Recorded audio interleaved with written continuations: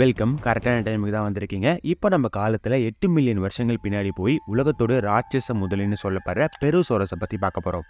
இந்த உலகத்தோட வரலாற்றை எடுத்து பார்க்கும்போது ராட்சச முதலைகளுக்கு பஞ்சமே இருந்ததில்ல. பட் அப்படி இருக்க மற்ற முதலைகளோட கம்பேர் பண்ணும்போது இந்த புரோசோரஸ் எந்த வகையில வித்தியாசமா இருக்கும்? உருவத்துல மிக பெருசா இருக்க உயிரினங்கள் இயற்கையோட மாற்றத்தை சமாளிக்க முடியாம அழிஞ்சு போயே ஆகுன்றதுக்கு இந்த புரோசோரஸும் ஒரு மிகப்பெரிய எடுத்துக்காட்டு. அது ஏன்றது தெரிஞ்சுக்கலாம். அதே நேரம் இந்த உயிரினம் அப்ப வாழும்போது இந்த உலகம் எப்படி இருந்துச்சு, இதை சுத்தி இருக்க உயிரினங்கள் எப்படி இருந்துச்சு, மற்ற முதலைகளுக்கும் இதுக்கும் என்ன வித்தியாசம்ன்ற மாதிரி பல விஷயங்களை பார்க்கலாம். ஸோ நான் முன்னாடியே சொன்ன மாதிரி காலகட்டத்தில் 8 மில்லியன் வருஷங்களுக்கு பின்னாடி போகலாம். உலகத்துடைய மயோசின் எபிக் காலகட்டம். அந்த காலகட்டத்தில் அந்த புரோசோரஸ்ன்றது வாழ்ந்திருக்கு. முதல்ல இது எந்த வகையான முதலைன்னு பார்க்கலாம். ஏன்னா முதலைக்குள்ள நிறைய டைப்ஸ் இருக்கு. குரோக்கடைல்ஸ், அலிகேட்டர்ஸ், கேமன்ஸ் இந்த மாதிரி நம்ம கேள்விப்பட்டிருப்போம். இந்த ஒரு கேமன் முதலை என்று சொல்லப்படுற ஒரு இனத்துக்கு தான் இந்த புரோசோரஸ் வருது. அதாவது குரோக்கடைலோட ஒரு சப் ஸ்பீஷீஸ். இந்த கேமன் முதலை முதலாக எப்போ இந்த உலகத்தில் வாழ்ந்திருக்கும்னு கேட்டால் 44 மில்லியன் வருஷங்களுக்கு முன்னாடி இது வாழ்ந்ததுக்கான நிறைய எவிடன்ஸ் கிடைச்சிருக்கு. அதாவது அதோட எலும்பு கூடுகள் கிடைச்சிருக்கு. ஸோ இந்த கேமன்கள் முதலாக இடத்துல எவால்வ் ஆகியிருக்கும் போது இதுங்க அப்போ இருந்த குரோக்கடைல்ஸோட கம்பேர் பண்ணும்போது ரொம்ப குட்டியாக தான் இருந்திருக்கு. பட் காலப்போக்கில் இதுங்களுடைய தேவை, அதாவது இவங்க சைஸ் பெருசானதாக சர்வைவ் ஆக முடியுன்ற தேவையினால பரிணாமத்தொலி எவால்வ் ஆகி பெரிய உருவத்துக்கு மாறி இருக்கு. Of course this process took millions of years. So இந்த டைமில் தான் இந்த கேமன் முதல்கள் மிகப்பெரிய உயிரினங்களை எவால்வ் ஆகியிருக்கு. 8 மில்லியன் வருஷங்களுக்கு முன்னாடி தான் இந்த புரோசோரஸ்ன்னு சொல்லப்படுற உயிரினங்களை அந்த கேமன்ஸ் எவால்வ் ஆகியிருக்கு.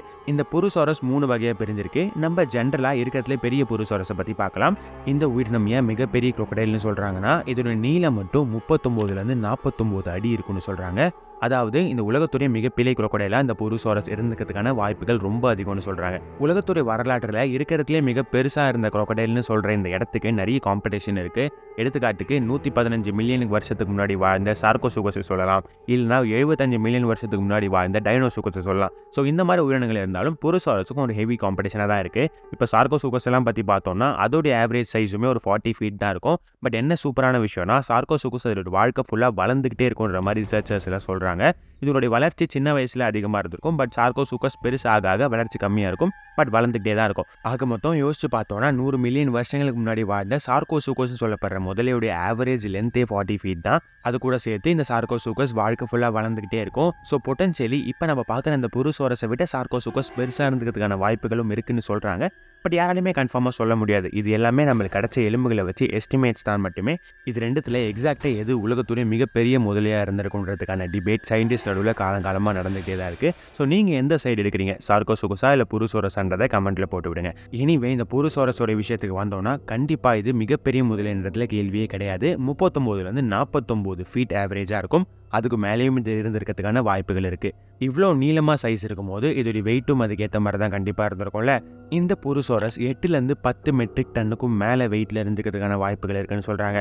இதுலேருந்தே இந்த புரோசோரஸ் ராட்சச மிருகமாக அப்போ உலகத்தில் சுற்றிட்டு இருந்திருக்குன்றதுல எந்த சந்தேகமுமே கிடையாது. இந்த உயிரினம் அந்த காலகட்டத்தில் உலகத்துடைய சவுத் அமெரிக்கா பகுதிகளில் எஸ்பெஷலி பிரேசில், அதாவது அந்த அமேசான் பகுதிகள் அது பக்கத்துலலாம் அதிகமாக வாழ்ந்ததுக்கான எவிடன்ஸ் இருக்குது. ஸோ பெரிய சைஸில் கண்ணில் கிடச்சதெல்லாம் பிடிச்சி சாப்பிட்டுக்கிட்டு மிக ராட்சசனமாக இந்த உயிரினம் சுற்றிட்டு இருந்திருக்கும். இதோட டயட் வந்து ஆம்னிவோரஸாக இருந்திருக்கும்னு சொல்கிறாங்க. இது நிறைய சயின்டிஸ்ட்டை ரொம்ப வியப்படைய வச்சிருக்கு.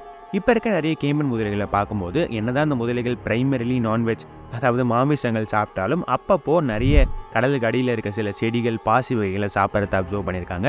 இந்த புரோசோரஸும் இந்த கேமன்ஸ் மாதிரியே நிறைய இடத்துல இருக்கிறது மட்டும் இல்லாமல் இந்த புரோசோரஸுடைய தாடை அமைப்புலாம் அந்த டைமில் வாழ்ந்த மற்ற முதலைகளோட கம்பேர் பண்ணும்போது ரொம்பவே டிஃப்ரெண்ட்டாக இருந்திருக்கு. அதாவது இப்போ இருக்க நிறைய கேமன்ஸ் மாதிரி இருந்திருக்கு. விச் மீன்ஸ் இப்போ இருக்க கேமன்ஸ் சாப்பிட்ட அதே டயட்டை தான் இந்த புரோசோரஸும் சாப்பிட்ருக்கிறதுக்கான வாய்ப்புகள் இருக்குது. ஸோ இந்த பெருசோரஸ் பிரைமரிலி நிறைய மீன்களை தான் சாப்பிடும்.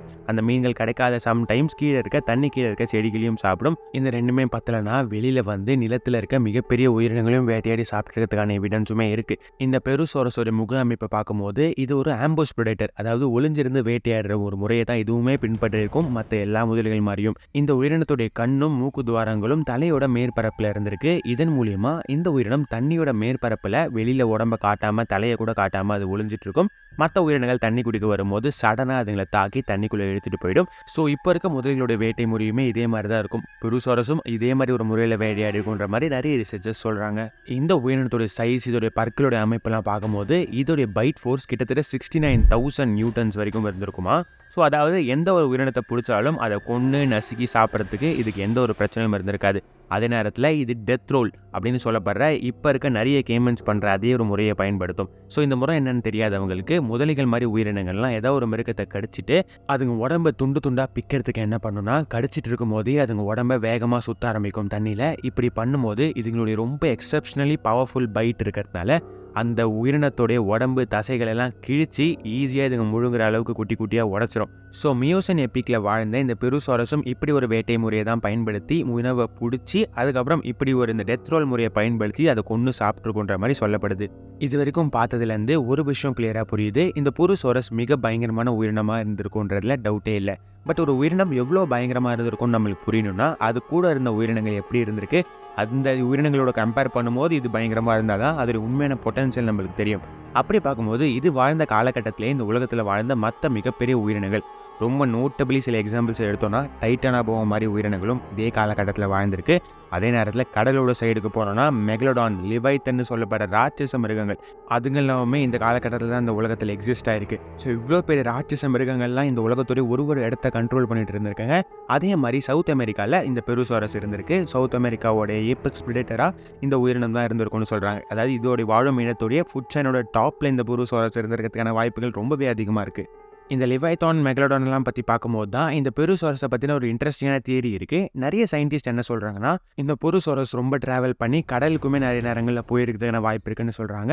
ஏன்னா இப்போ இருக்க கேமன்ஸை, அதாவது கரண்ட் வேர்ல்டில் இருக்க கேமன்ஸை பார்க்கும்போது இதுங்க ஃப்ரெஷ் வாட்டர் பீயிங்ஸாக இருந்தாலும் நிறைய நேரங்களில் சால்ட் வாட்டர்லையும் இவங்களால சர்வைவ் பண்ண முடியும். ஸோ அந்த வகையில் இப்போ இருக்க கேமன்ஸோட மூதாதையர்களான இந்த பெருசாரஸ் அப்போவே ட்ராவல் பண்ணி கடலுக்கு போயிருக்கிறதுக்கான வாய்ப்புகள் இருக்குன்னு நிறைய பேர் சொல்கிறாங்க. இந்த உயிரினத்தால், பெருசாரஸால் கிட்டத்தட்ட 30 கிலோமீட்டர் வேகத்துக்கு நீந்த முடியும். ஸோ இது அமேசான் பேசின் அந்த பகுதியில் இருந்து கடலுக்கு நிறைய நேரங்களில் போயிருக்கும். உணவு பற்றாக்குறையெல்லாம் வரும்போது இது மாதிரி கடலுக்கு போய் உணவு தேடுறதும் மேபி நடந்திருக்கலாம்னு சொல்கிறாங்க. அந்த மாதிரி மட்டும் நடந்து இந்த பெருசாரஸ் கடலுக்கு போய் உணவு தேடும் போது உலகத்துடைய மிக பயங்கரமான நீரில் வாழ்கிற உயிரினங்களான மெகலோடான், லிவைத்தான் இந்த மாதிரி உயிரினங்களுடைய கண்ணில் இந்த பெருசாரஸ் பட்டிருந்தா இதுங்க ரெண்டும் ஒன்னோட ஒன்று எப்படி ரியாக்ட் பண்ணிக்கொண்டே தெரியல. இதுங்க மேபி சண்டை போட்டுக்கலாம், இல்லை ஒன்றை பார்த்து ஒன்று பயந்து ஓடலாம், எப்படி வேணால் நடந்திருக்கும். இன்ஃபேக்ட் இந்த உயிரினங்கள் கடலுக்கு ட்ராவல் பண்ணி போயிருக்குன்றதுக்கான எவிடன்ஸே ரொம்ப கம்மியாக தான் இருக்குது. ஸோ அப்படி கடலுக்கு ட்ராவல் பண்ணி போய் ஆழ்கடலில் இருக்க மெகலோடான் கூட சண்டை போடுறதுலாம் ரொம்பவே அன்லைக்லியான ஒரு விஷயம் தான் யோசிச்சோன்னா. பட் மேபி நடந்திருக்கலாம், யாருக்கு தெரியும். அப்போ மனிதர்கள் இருந்தால் கூட அதெல்லாம் கண்டுபிடிச்சிருக்க முடியாது. அந்த அளவுக்கு அதோட பாசிபிலிட்டி ரொம்ப கம்மி தான். எது என்னவோ பெருசாரஸ் மாதிரி ஒரு மிகப்பெரிய உயிரினம் அமேசான் பேசினில் வாழ்ந்திருக்கு. அது வாழ்ந்த எக்கோசிஸ்டத்தை டாமினேட் பண்ணியிருக்கின்றதுல எந்த ஒரு சந்தேகமும் கிடையாது. ஒரே ஒரு விஷயம் மட்டும் தான் திரும்பி திரும்பி தோணுது, இந்த பெருசாரஸ் மாதிரி ஒரு உயிரினம் அழிஞ்சு போகாமல் இன்னைக்கு இருக்க உலகம், அதாவது நம்ம வாழ்கிற வரைக்குமே இருந்திருந்தா நம்ம வாழ்க்கையில் எப்படிப்பட்ட ஒரு சேஞ்ச் இது கொண்டு வந்திருக்கும். ரொம்ப சின்ன விதமாக யோசிச்சோன்னா அமேசானுக்கு நம்ம போகிறதுக்கான வாய்ப்புகளே ரொம்ப கம்மியாக இருக்கும். இப்போ அமேசானில் நிறைய டூரிசம்லாம் போயிட்டுருக்கு. அதுக்கான வாய்ப்புகள்லாம் டோட்டலி அழிஞ்சிட்டு இருக்கும். ஏன்னா இவ்வளோ பெரிய ஒரு ராட்சசம் முதல்ல இருந்துச்சுன்னா மனுஷனை ஸ்நாக்ஸ் மாதிரி அதை சாப்பிட ஆரம்பிச்சிடும். ஸோ இதெல்லாம் சின்ன சின்ன பேசிக் எக்ஸாம்பிள். இது மட்டும் இல்லாமல் வாழ்க்கை எவ்வளோ சிக்னிஃபிகண்ட்டாக அது பாதிக்கும் அங்கே வாழ்கிற மக்கள்ன்றது உங்களுக்கு என்ன தோணுதுன்றதை கமெண்ட்டை சொல்லுங்கள். சரி, இப்போ இந்த பெருசாரஸ் இவ்வளோ பவர்ஃபுல்லான ஒரு உயிரினம் எப்படி அழிஞ்சிருக்குன்றதை பார்ப்போம். நம்ம ஃபர்ஸ்ட்லேயே பார்த்த மாதிரி மயோசின் எப்பி காலகட்டத்தில் தான் அந்த பெருசாரஸ் வாழ்ந்திருக்கு. இந்த மயோசின் காலகட்டத்துடைய முடிவில் உலகம் ரொம்ப கோல்டாக மாறி இருக்கு. அந்த ரொம்ப கோல்டான கிளைமேட்டோட விளைவாக காடுகள் மாதிரி இடங்கள்லாம் கிராஸ் லேண்ட்ஸாக மாறி இருக்கு. ஸோ இதனோட விளைவாக காடுகளை சுற்றி இருந்த நிறைய மேமல்ஸ்லாம் வேறு இடங்களுக்கு ட்ராவல் பண்ண ஆரம்பிச்சிருக்கு. பெரிய பெரிய மேமல்ஸோடைய பாப்புலேஷன் ரொம்ப கம்மியாக ஆரம்பிச்சிருக்கு. ஸோ இவ்வளோ பெரிய ஒரு உயிரினம் பெருசாரஸோடைய உணவு டயட் எடுத்து பார்த்தோன்னா ஒரு நாளைக்கு அது 90 பவுண்ட்ஸ் சாப்பிட்டா தான் அதோடைய வெயிட் சஸ்டெயினே பண்ண முடியுமா. ஸோ அந்த அளவுக்கு இருக்கும்போது பெரிய பெரிய மேமல்ஸோடைய பாப்புலேஷன் அது வாழ்ந்த இடத்துல ரொம்ப கம்மியாகும் போது இதுவுமே ஒரு நீரை பேஸ் பண்ண ஒரு உயிரினம். இது அங்கேயே தான் இருந்திருக்கும். இது சுற்றி இருக்க ஃபாரஸ்ட்லாம் அழிஞ்சதுனால உயிரினங்கள்லாம் மற்ற இடத்துக்கு ட்ராவல் பண்ணி போகும்போது இந்த பெருசாரஸோட டயட்டை ஃபுல்ஃபில் பண்ண பெரிய மேமல்ஸ் இருந்திருக்காது. இதுவே இதோடைய அழிவுக்கு மிகப்பெரிய காரணமாக இருந்திருக்கும்னு சொல்கிறாங்க. இது மட்டும் இல்லாமல் கிளைமேட் சேஞ்சுக்கு அடாப்ட் பண்ண கஷ்டப்பட்டிருக்கும். ஒரே நேரத்தில் இயற்கையில் எவ்வளோ பெரிய மாற்றம் வரும்போது மிகப்பெரிய உயிரினமான பெருசாரஸ் மாதிரி கிரீச்சர்ஸாலேயே சர்வைவ் பண்ண முடியாதுன்னா மனுஷங்க நம்ம ஏமாத்திரம். இந்த உலகத்துடைய மிகப்பெரிய வரலாற்றை எடுத்து பார்க்கும்போது உருவத்தில் ரொம்ப பெருசாக இருந்த பல உயிரினங்கள் இயற்கையோட சேஞ்சை சஸ்டெயின் பண்ண முடியாமல் அழிஞ்சது தான் ரொம்ப அதிகம். இதெல்லாம் பார்க்கும்போது இயற்கை எவ்வளோ பவர்ஃபுல், அதுக்கு முன்னாடி எந்த உயிரினத்தாலையும் நிற்கவே முடியாதுன்றது நம்மளுக்கு திரும்பி திரும்பி உணர்ந்துகிட்டே இருக்கும். எனிவே இந்த பெருசாரஸை பற்றின இன்ஃபர்மேஷனை பார்த்தது உங்களுக்கு பிடிச்சிருந்தா கீழே இருக்க லைக் பட்டனை அழுத்திட்டு இந்த வீடியோலேயே மென்ஷன் பண்ணியிருக்க மற்ற நிறைய ப்ரீ ஹிஸ்டாரிக் கிரீச்சர்ஸ் மெகல்டான், லிவைத்தன், சார்கோசூகஸ், டைனோசூகஸ் இந்த மாதிரி நிறைய உயிரினங்களை பற்றி ஆல்ரெடி இந்த சேனலில் பேசியிருக்கோம். சேனலை சப்ஸ்கிரைப் பண்ணிட்டு அந்த வீடியோஸ்லாம் போய் பாருங்கள். இன்னும் பார்த்துட்டு இருக்க உங்களுக்கு இந்த வீடியோ கொஞ்சம் என்டர்டெய்னிங்காகவும் நிறைய இன்ஃபர்மேட்டிவாகவும் இருந்துச்சுன்னா 1 or 2 கமெண்ட்ஸ் கீழே பண்ணுங்கள். அப்போ தான் அந்த யூடியூப் நிறைய பேர்கிட்ட கொண்டு போய் சேர்க்கும்.